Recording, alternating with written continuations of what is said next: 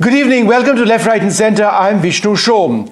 Calls for the Hindutva ideologue Veer Savarkar to be given the Bharat Ratna have provoked a huge debate between the Congress and the BJP. The role of Savarkar, his beliefs and his role in the independence struggle have often resulted in a bitter debate. It's back in the news now because Mohan Bhagwat has stated that perhaps it's time for Savarkar to be recognized in a bigger way.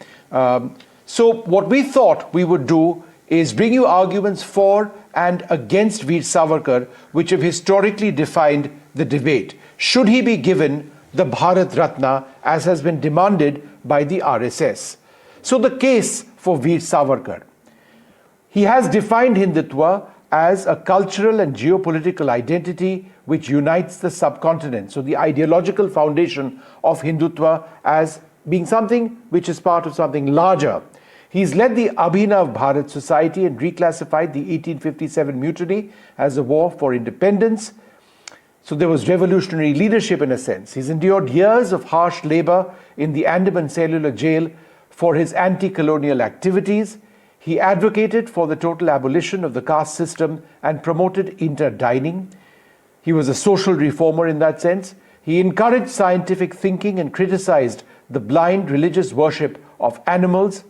He urged the militarization of Hindu society to ensure future national security. So he was a strategic realist. The case against Veer Savarkar, something which the Congress, for example, often speaks about, as indeed some academics, is that he wrote multiple clemency letters to the British promising loyalty in exchange for his release. So mercy petitions when in fact he was jailed. He stated that Hindus and Muslims were two separate nations, fueling communal divisions in the region, and therefore was a proponent of the two-nation theory, which in a sense divided or broke India. He boycotted the 1942 Quit India movement and collaborated with British military recruitment. He defined an Indian identity in a way that questioned the belonging of non-Indic faiths. He faced trial for allegedly conspiring in the assassination of Mahatma Gandhi.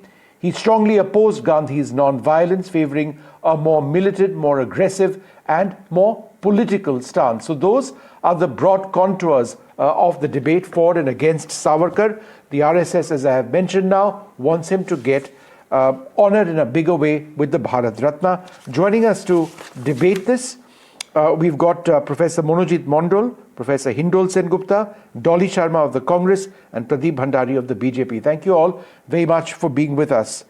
Professor Monojit Mondal, to you first. Why are you opposed? And let's keep your answer short because we'll go through all of these points again. Why are you essentially opposed to Veer Savarkar being recognized with the Bharat Ratna? I've listed out several of his achievements, right? That's what the RSS says. That's what the BJP speaks about. What's wrong in that? So I think while introducing Mr. Savarkar, you made an argument about why he shouldn't be given Bharat Ratna. When you said that the very idea of Bharat, the very idea of Bharat was actually undermined by his idea of Hindutva. Though I believe that the idea that he got from was also distorted, because the original creator of Hindutva was from this part of the country. It was created by Chandranath Bosu, a very prominent late 19th century Hindu ideologue, who in his book Hinduder Prakriti Itihas, Hindutva, a true history of the Hindus, where he coined the term. But here Mr. Chandranath Bosu was coining the term to unite the Hindus of the lower stratum of the society.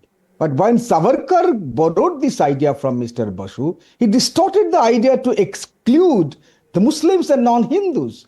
So I think the very idea of Bharat, which obviously the basis for giving him Bharat Ratna, is undermined by his idea of Hindutva. I'm not even going into the detail of the three mercy petitions that he sought from the British. He defined Hindutva as a broader cultural, historical, and territorial identity tied to India. As you know, our culture, our geography, he presented, it is argued, India as a unifying force for Hindus beyond mere religious Hinduism. It was an entity. That India was exclusionary. That India was never holistic, inclusive India, which is conceived of by Ramakrishna, Vivekananda, and Rabindranath Tagore. We know it very well. Okay, hold on a second. Professor Hindol Sengupta, that is in a sense... the political argument of... what. Sure, we will come to that in a second.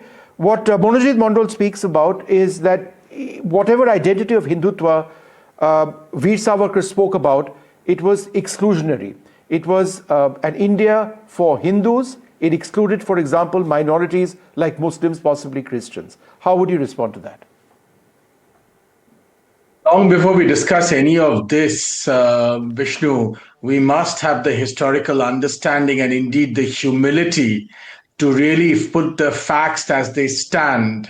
Savarkar was among the earliest and most uncompromising proponents of armed struggle against the British.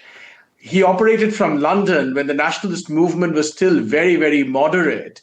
He was sentenced, let's not forget, to 2 consecutive life terms, totaling 50 years, and incarcerated in Kalapani at the cellular jail in Andamans, a punishment that, in my opinion, already marks him as one of the most heavily penalized Indian freedom fighters of his time. He was punished and took punishment more than most other people fighting the British. That in itself, I would argue, qualifies him. The British called him the most dangerous opponent of the British Empire. That itself, I would argue, qualifies him to win the Bharat Ratna long before we discuss anything about Hindutva. But Hindol, is it not true that Savarkar submitted several clemency and mercy petitions between 1911 and 1920 from cellular jail, expressing his willingness to abstain from politics and serve the empire during the Second World War and abide by constitutional methods? Critics of Savarkar say that if he was so committed to his beliefs and to the idea of India and was so against the British, why would he promise the British loyalty? I understand he was in jail then. People who say this have no historical understanding. They've never seen any primary material. They don't know what they're talking about. Tons of people wrote such petitions during that time. Essentially, they were writing this to escape a further prison sentence so that they could go back in some way, some shape, no matter how hidden, restart their activities. People who say this have no understanding of how difficult and how brutal Savarkar's incarceration really was, how painful. These things I am bemused and astonished that these things are still being said in 2026 after years of this debate in India, and still most people seem to have absolutely no understanding of the primary material. Tons of people, I repeat, wrote such petitions in those years. Okay, 1 second. Monojit, 30 seconds to you before I go to my other panelists. Yes. No, if his argument is there because he was in jail, he fought against the British, then go to the Andaman cellular jails. 80% of the people who went to the gallows are Bengalis. Yes. So are you going to give all of them, Bharat Ratna? This person escaped. And the mercy petition there in front of me, I don't want to read it out to embrace the historian friend, Mr. Sengupta. Is there? No, but Monojit, that's not the argument at all. Nobody is being condescending towards others who were jailed at Kalapani. The point that is being made is that there is a volume of work, Monojit. There is a volume of work beyond just Kalapani, which the RSS feels qualifies Veer Savarkar for a Bharat Ratna. So it's not a question of do we give a Bharat Ratna to everybody who was incarcerated. That's not the point. By the same logic, why aren't you giving to Master the Surya Sen, the revolutionary from Bengal? Okay. All the Bengali revolutionaries went to the gallows in Andaman. Go there, and I think you visited that place. Yes, Mr. Savarkar, till 1910 was a different man. In fact, he was the first to call, Sipai Rebellion the first war of independence. We all know that. I did not enter into the political debate. I just took the Hindutva argument that you gave in the beginning of this. Okay. Pradeep Bhandari, Veer Savarkar has stated that Hindus and Muslims were two separate nations. The allegation is that he fueled communal division. He pushed the two-nation theory. He broke the idea of India. In fact, in 1937, in the Hindu Mahasabha, he stated, and I quote, two antagonistic nations, India comprised two antagonistic nations, Hindus and Muslims, not a homogeneous unit because of differing allegiances. This, critics of Savarkar say, amounts to him having broken India. How would you respond?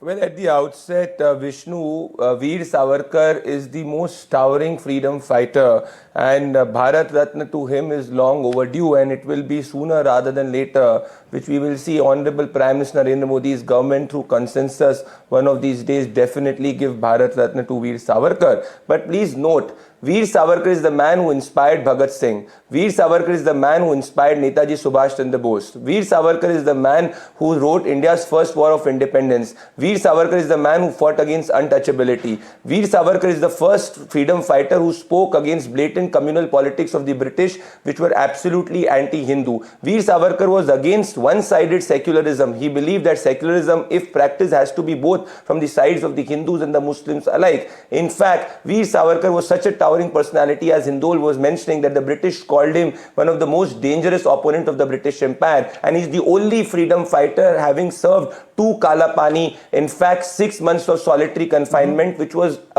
had no other parallel in recent world history. So please understand, we should not look Veer Savarkar only from the point of view of Hindutva. In fact, he was the father of India's national security, who apprised the nation about threat of Pakistan and China well before, if you read primary writings. Now please note what is the past precedent of Congress party giving Bharat Ratna. Jawaharlal Nehru, serving himself, gave Bharat Ratna when he was in office. Indira Gandhi, when she was serving as the Prime Minister, gave herself the Bharat Ratna. So Nehru, who gave Aksai Chin to China, could get Bharat Ratna. Indira Gandhi, who crushed democracy and imposed emergency, could get Bharat Ratna. Rajiv Gandhi, who said that ek bada ped girta hai to dharti hilti hai, was responsible for the massacre of the Sikhs as his government in 1984, could get Bharat Ratna. But the likes of Veer Savarkar could not get Bharat Ratna. It's in fact injustice. If you recall, for many years, Congress party did not acknowledge the works of Babasaheb Bhimrao Ambedkar. It was a BJP supported government which gave Babasaheb Bhimrao Ambedkar the first supported the Bharat Ratna for Babasaheb Bhimrao Ambedkar. Congress party did not even recognize Pranab Mukherjee. Congress party did not even recognize Pandit Madan Mohan Malviya. So yes, for the Congress, the Bharat Ratna was a tool only for the Parivar. Okay, Pradeep, hold on. Lots of points. Dolly, come in over here. I think Pradeep makes an important point when he says, why should Congress alone have the right to decide who they want to get the Bharat Ratna? He spelled out the achievements of Veer Savarkar and says, why should the RSS or the BJP be denied the right to appoint this freedom fighter, or give him or grant him, honor him with the Bharat Ratna? How would you respond? Yeah, Vishnu, Bharat Ratna must unite the nation, not divide, first of all. Second, it's the highest civilian honor. And Savarkar wrote multiple mercy petitions to the British authorities during 1911 to 1920. Loyalty to the British crown was in his blood, because he, not only once, many a times, when Mahatma Gandhi launched Quit India movement in 1942, you also mentioned what he did. He asked the Hindu boys then to not to participate in that movement. In fact, he urged the Hindu population to go and join the British army. Okay, and moreover, he said that Indira Gandhi gave herself a Bharat Ratna. No, but in the Great Wars, Gandhiji also never Gandhiji also advocated to her after her assassination. Secondly, also Jawaharlal Nehru during his tenure never accepted any award. Never. They should go and check facts before speaking to the large audience of this country, before lying to the large audience of this country. And also, I would like to mention a few freedom fighters who were also jailed and tortured in cellular jail. And this, government never argued to give them a Bharat Ratna.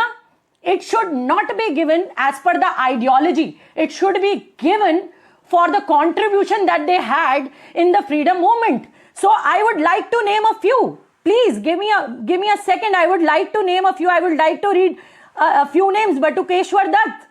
He was sent to cellular jail after assembly bomb case.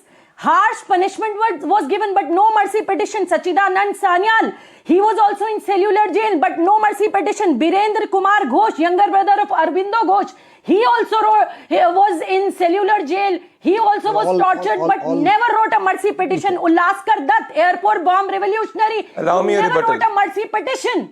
He never takes 60 rupees as a pension.